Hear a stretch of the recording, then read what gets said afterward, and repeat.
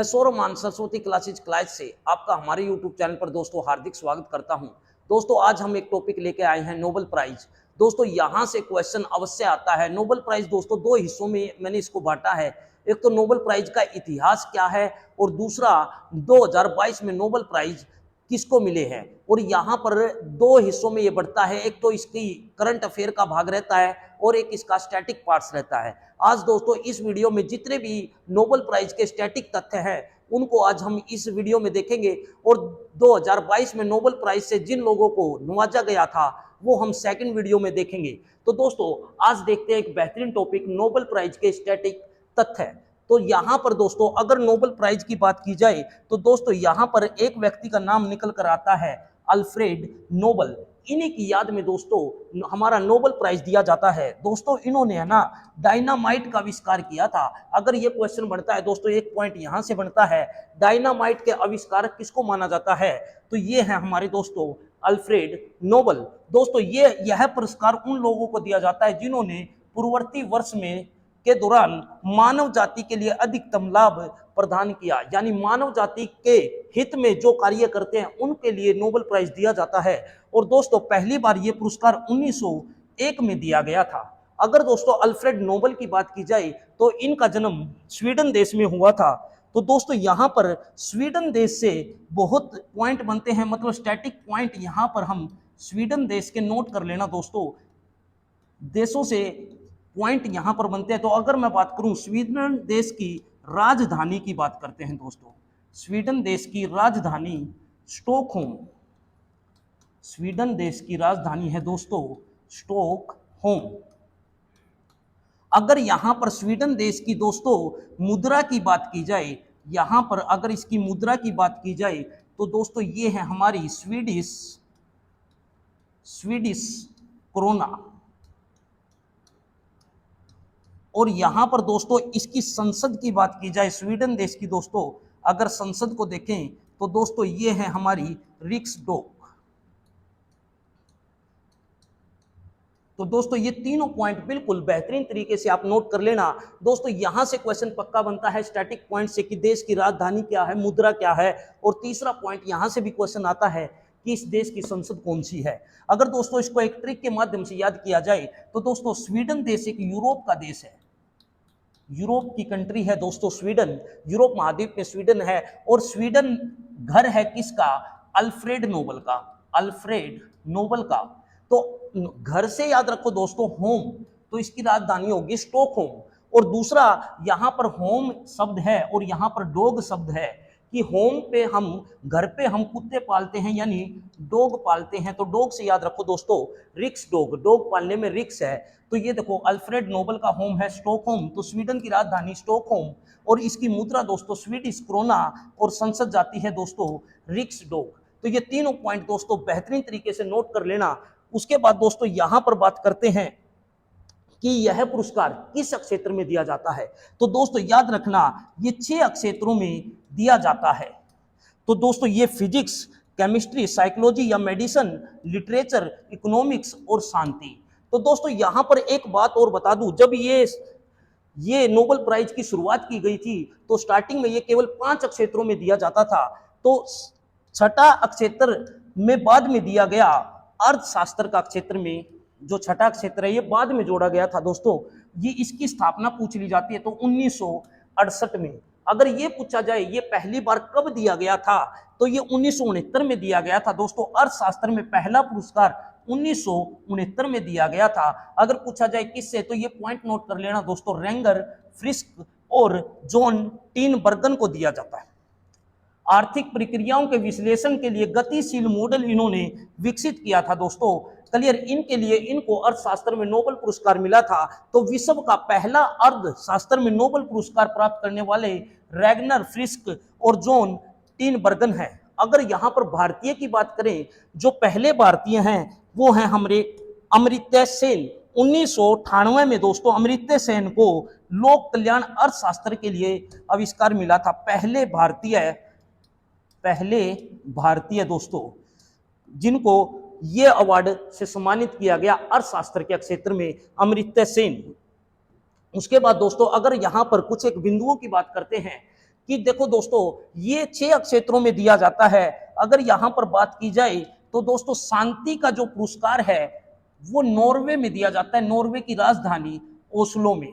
और बाकी के जितने 5 क्षेत्र हैं वो सारे पुरस्कार स्वीडन की राजधानी स्टॉकहोम में दिए जाते हैं। एक अकेला है जो नॉर्वे। अगर यहां पर नॉर्वे देश की बात करूं दोस्तों, इसके स्टैटिक बिंदु देखेंगे एक बार। अगर यहां पर नॉर्वे देश के बात की जाए तो यहां पर नॉर्वे देश की बात करते हैं दोस्तों। नॉर्वे देश का उपनाम देखो दोस्तों, मध्य रात्रि का देश, मध्य रात्रि का देश इसको बोला जाता है। और दोस्तों खास बात यह है कि यह स्वीडन का ही पड़ोसी देश है दोस्तों, स्वीडन का ही पड़ोसी देश है। ये दोनों यूरोप कंट्री है और ये दोनों एक दूसरे के पड़ोसी देश हैं दोस्तों। अगर नॉर्वे की बात की जाए तो नॉर्वे की राजधानी याद रखना दोस्तों, नॉर्वे की राजधानी ओस्लो, नॉर्वे की राजधानी है दोस्तों ओस्लो। और यहां पर नॉर्वे की अगर मुद्रा आ जाए दोस्तों, नॉर्वे की मुद्रा आ जाए तो यहां पर नॉर्वे की मुद्रा जाती है नॉर्वेजियन क्रोन, नॉर्वेजियन क्रोन। और यहां पर अगर इसकी संसद की बात की जाए दोस्तों, संसद का नाम नोट कर लेना दोस्तों, स्टोरटिंग। और यहां पर यहां आएगा तो ये बनता है दोस्तों स्टोरटिंग। तो इसको हम ऐसे नोट कर सकते हैं स्टोरटिंग। तो देखो दोस्तों यहां पर नॉर्वे मध्य रात्रि का देश इसको बोला जाता है और इसकी राजधानी है दोस्तों ओस्लो, मुद्रा है नॉर्वेजियन क्रोन और संसद है दोस्तों स्टोरटिंग। हम ऐसे इसको याद कर सकते हैं। देखो स्वीडन का पड़ोसी देश नॉर्वे, जहां पर केवल शांति का नोबेल पुरस्कार, शांति का नोबेल पुरस्कार और जितने 5 क्षेत्र हैं उनको स्वीडन में स्टॉकहोम में दिया जाता है। क्लियर। और ये देखो इनकी मुद्रा देखो, स्वीडन से स्वीडिश क्रोना, यहां पर देखो नॉर्वे से नॉर्वेजियन, बस कोरोना की जगह यहां पर अकेला क्रोन है दोस्तों। और संसद है दोस्तों इसकी स्टोरटिंग। तो ये याद कर सकते हैं कि नॉर्वे में स्टोर है, इसका जो पड़ोसी देश है वहां पर एक स्टोर है, स्टोर से याद रख लो संसद स्टोरटिंग।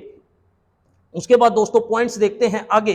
अगर 2-3 बातें और देखी जाए तो यहां पर एक चीज है, प्रत्येक नोबेल पुरस्कार विजेता को एक दोस्तों स्वर्ण पदक, एक डिप्लोमा और एक मौद्रिक पुरस्कार भी यहां पर दिया जाता है। दूसरा तथ्य दोस्तों, नोबेल पुरस्कार मरणोपरांत नहीं दिया जाता। साथ ही अगर साझे रूप से अधिकतम अगर ये पूछ ली जाए कितने लोगों को दिया जाता है दोस्तों, यह केवल 3 लोगों को ही दिया जा सकता है मैक्सिमम। उसके बाद देखो नोबेल पुरस्कार प्राप्त करने वाले पहले भारतीय, बेहतरीन क्वेश्चन है दोस्तों, पहले भारतीय जिन्हें नोबेल पुरस्कार से नवाजा गया, रविंद्रनाथ टैगोर। स्टार लगाकर ये बात लिख लेना, हजारों बार ये क्वेश्चन पेपर में आ चुका है।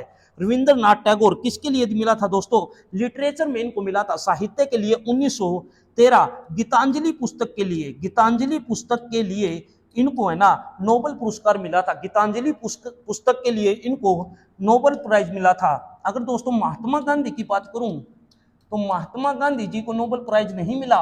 इनको दो बार नोबेल प्राइज के लिए भारत की तरफ से चुना गया था ये, लेकिन दोनों बार ये रिजेक्ट हो चुके थे। तो अब यहां पर क्वेश्चन ये बनता है, नोबेल पुरस्कार प्राप्त करने वाले पहले प्रथम भारतीय दोस्तों रविंद्रनाथ टैगोर 1913। अगर यहां पर महिला पूछ ली जाए, पहली भारतीय महिला, तो मदर टेरेसा, शांति के लिए दोस्तों। यहां पर देखो, यहां पर मदर टेरेसा प्रथम भारतीय महिला दोस्तों, मदर टेरेसा, शांति के लिए यह पुरस्कार दिया गया। प्रथम भारतीय पुरुष आ जाए तो दोस्तों रविंद्रनाथ टैगोर गीतांजलि के लिए। अगर पूछ लिया जाए प्रथम भारतीय महिला तो मदर टेरेसा शांति के लिए। दोस्तों ये पॉइंट्स नोट करते रहना। उसके बाद देखो दोस्तों, अगर नोबेल फाउंडेशन की स्थापना की बात की जाए, नोबेल फाउंडेशन की स्थापना की यहां पर बात की जाए तो ये 29 जून 1900 में, 29 जून 1900 में इसकी स्थापना। और दोस्तों ये विश्व का सर्वोच्च पुरस्कार है दोस्तों, ये याद रखना, विश्व का सर्वोच्च पुरस्कार नोबेल प्राइज को कहा जाता है, नोबेल पुरस्कार को कहा जाता है। 1901 में नोबेल पुरस्कार दिया जाने लगा था दोस्तों। फाउंडेशन स्थापना 1900, पुरस्कार दिया गया 1901। स्टॉकहोम में नोबेल पुरस्कार स्वीडन के राजा के हाथों मिलता है। स्टॉकहोम दोस्तों स्वीडन की राजधानी। और नोबेल पुरस्कार के लिए बनी समिति हर साल अक्टूबर में नोबेल पुरस्कार विजेताओं की क्या कर देती है दोस्तों? घोषणा। यानी हम ये कह सकते हैं करंट का जितना भी पॉइंट्स बनता है कि नोबेल प्राइज कब हम देखेंगे? अक्टूबर में। और ये दिए जाते हैं दोस्तों अल्फ्रेड नोबेल की पुण्यतिथि पर 10 दिसंबर को। अल्फ्रेड नोबेल की पुण्यतिथि 10 दिसंबर पर सभी नोबेल प्राइज का वितरण किया जाता है। घोषणा होती है दोस्तों अक्टूबर महीने में। उसके बाद अगर यहां पर बात करते हैं दोस्तों, 9 भारतीय ऐसे हैं जिनको नोबेल प्राइज से नवाजा गया है। तो इनसे बड़े ही स्टैटिक पॉइंट्स बनते हैं और बार बार पेपर में ये यहां से क्वेश्चन बिल्कुल आता है दोस्तों। जैसे हमारा एमटीएस आ गया, सीएचएसएल आ गया, एसएससी का कोई भी पेपर आ गया, तो वहां से यहां स्टैटिक जीके से क्वेश्चन पक्का यहां से आ जाता है। तो ध्यान से रखना। देखो पहले भारतीय अगर बात की जाए तो दोस्तों रविंद्रनाथ टैगोर, रविंद्रनाथ टैगोर साहित्य में मिला इनको 1913।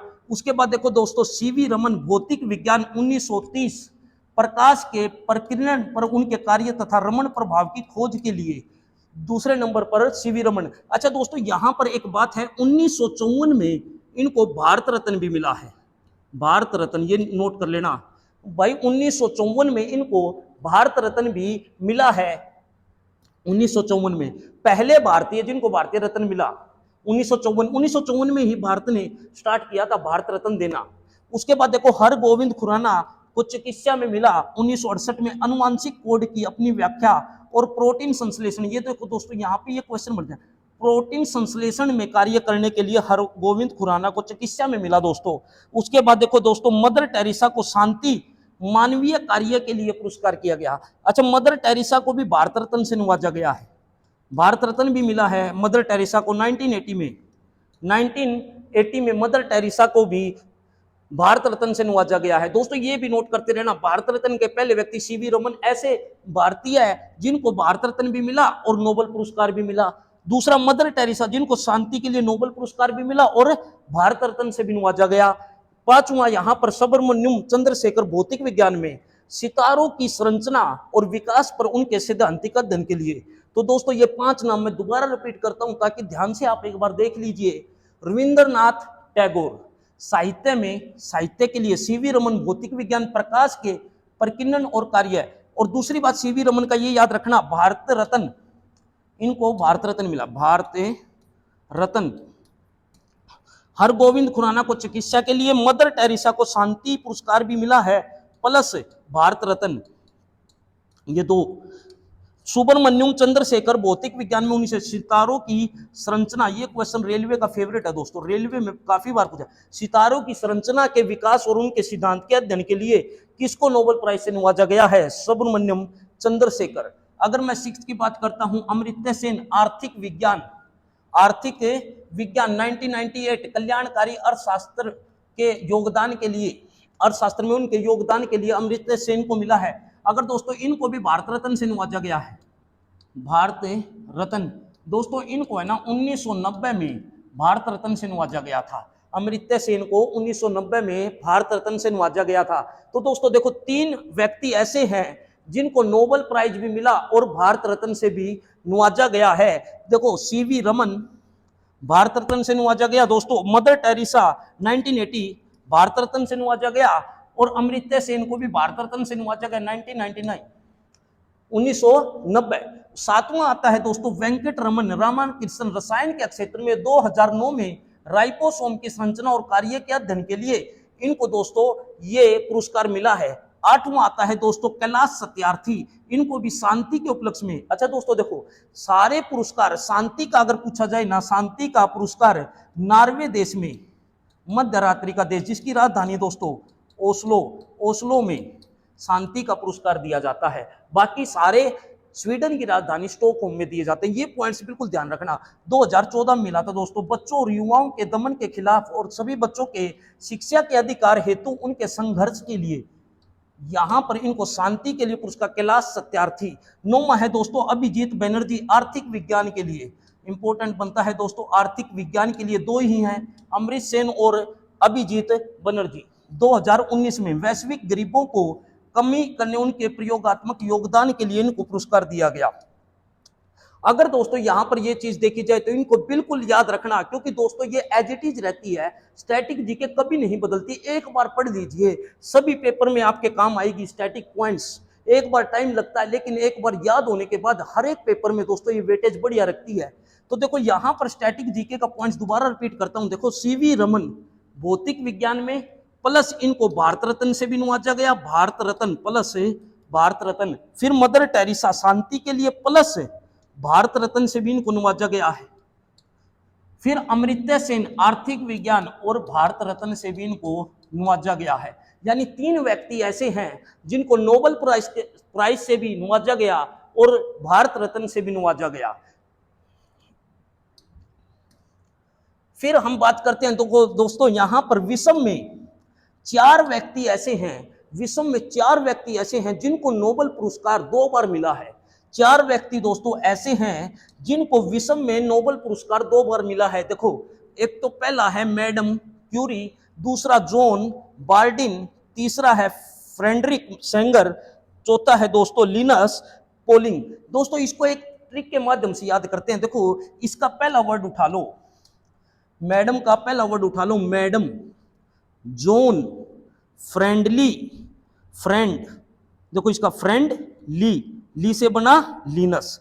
हम ये कह सकते हैं madam John friendly, madam John friendly. तो देखो मैडम से मैडम क्यूरी, जॉन से जॉन बार्डिन, फ्रेंड से दोस्तों फ्रेडरिक सेंगर तीसरे नंबर पर, चौथा ली से दोस्तों याद रखो लिनस पोलिंग।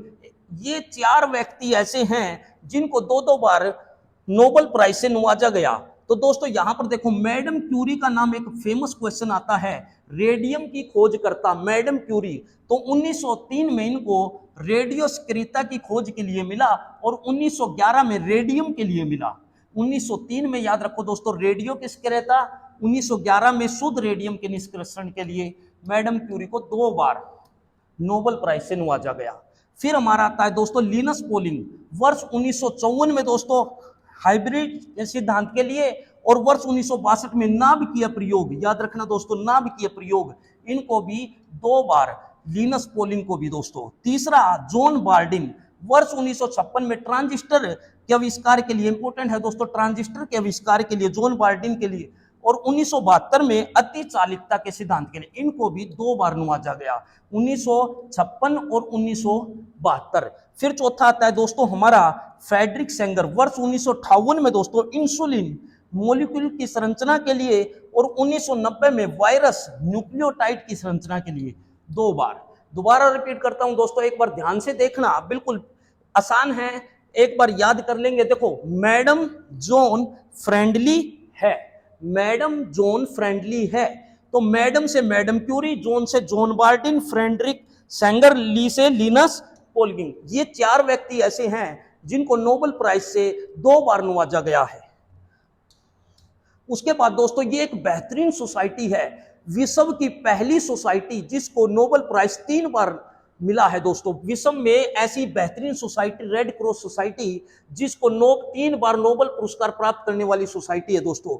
इसके बारे में बात करते हैं। देखो रेड क्रॉस की स्थापना अगर यहां पर पूछी जाए, एक बेहतरीन क्वेश्चन है दोस्तों, रेड क्रॉस की स्थापना, ये नोट कर लेना दोस्तों, 1863। उसके बाद देखो दोस्तों यहां पर अगर इनके संस्थापक की बात करें तो हेनरी डूनेट, इनके स्थापक हेनरी डूनेट दोस्तों, हेनरी डूनेट, और यहां पर इसके संस्थापक बनते हैं। रेड क्रॉस की स्थापना 1863 और इनकी संस्थापक पूछा जाए तो हेनरी डूनेट, और इनका दोस्तों हेडक्वार्टर अगर पूछा जाए, मुख्यालय Geneva Switzerland, headquarter Geneva Switzerland.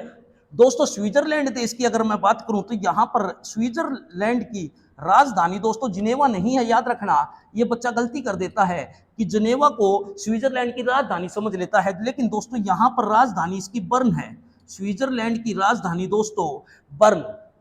उसके बाद अगर यहां पर बात की जाए दोस्तों इसकी मुद्रा की, तो याद रखना दोस्तों इसकी मुद्रा है स्विस फ्रैंक, स्विस फ्रैंक दोस्तों इसकी मुद्रा है, स्विस फ्रैंक। और अगर इसकी संसद की बात की जाए दोस्तों, संसद, ये तीनों पॉइंट याद किया करो, जब भी कोई देश आ जाए तो ये तीनों पॉइंट अपनी आदत हैबिट बना लो। अगर कोई देश आता है तो तुरंत ये तीनों पॉइंट याद कर लो। एग्जाम की दोस्तों आज के जमाने में ये डिमांड है, एग्जाम ये डिमांड कर रहा है कि अगर कोई देश आता है तो आपको पता होना चाहिए कि उसकी राजधानी, मुद्रा और संसद क्या है। संसद का नाम है दोस्तों इसका नेशनल असेंबली, नेशनल असेंबली, याद रखना ग्रैंड नेशनल असेंबली, अगर पूरा नाम बोलूं दोस्तों ग्रैंड नेशनल असेंबली, तो ये स्विट्जरलैंड के पॉइंट बनते हैं दोस्तों, ये सारे नोट कर लेना। मुद्रा की बात की जाए, मुद्रा स्विस फ्रैंक, संसद ग्रैंड नेशनल असेंबली। और यहां पर एक और क्वेश्चन बेहतरीन बनता है दोस्तों कि नोबेल पुरस्कार प्राप्त करने वाली एकमात्र ऐसी सोसाइटी रेड क्रॉस सोसाइटी, जिसकी स्थापना 1863, एक पॉइंट ये हुआ हमारा 1863, दूसरा संस्थापक हेनरी डुनेट, तीसरा हेडक्वार्टर है जी जिनेवा स्विट्जरलैंड में।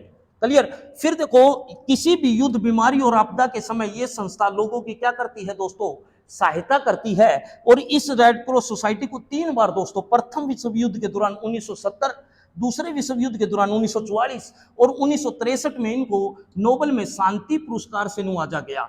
3 बार दोस्तों, एकमात्र ऐसी सोसाइटी जिसको 3 बार नोबेल पुरस्कार से नवाजा गया है। और विश्व रेड क्रॉस प्रतिवर्ष 8 मई को मनाया जाता है दोस्तों। विश्व रेड क्रॉस दिवस दोस्तों याद रखना 8 मई को मनाया जाता है, हेनरी डुनेट के जन्मदिन के अवसर पर 8 मई को। दोस्तों अगर ये बोला इनका जन्मदिन 1828, 8 मई 1828 हेनरी डुनेट का बर्थडे है दोस्तों, उसी के उपलक्ष्य पर विश्व में रेड क्रॉस दिवस 8 मई को मनाया जाता है दोस्तों। यहां पर मैंने सारे बिंदु डिस्कस किए आपके साथ, इससे बाहर स्टैटिक बिंदु एक भी नहीं बनता है नोबेल प्राइज का। तो दोस्तों आप ये वीडियो बिल्कुल पूरी देखना और एक एक पॉइंट अपनी कॉपी में नोट कर लेना। ये नहीं है हर पेपर में आपके काम आएगा।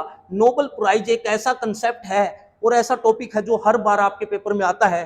देखो दोस्तों अगर हमने यहाँ पे शुरुआत की थी अल्फ्रेड नोबेल से, उसके बाद इनको डायनामाइट, इनकी याद में इनको मिला जाता है 6 क्षेत्रों में दिया जाता है, 6 क्षेत्रों में इनको दिया गया।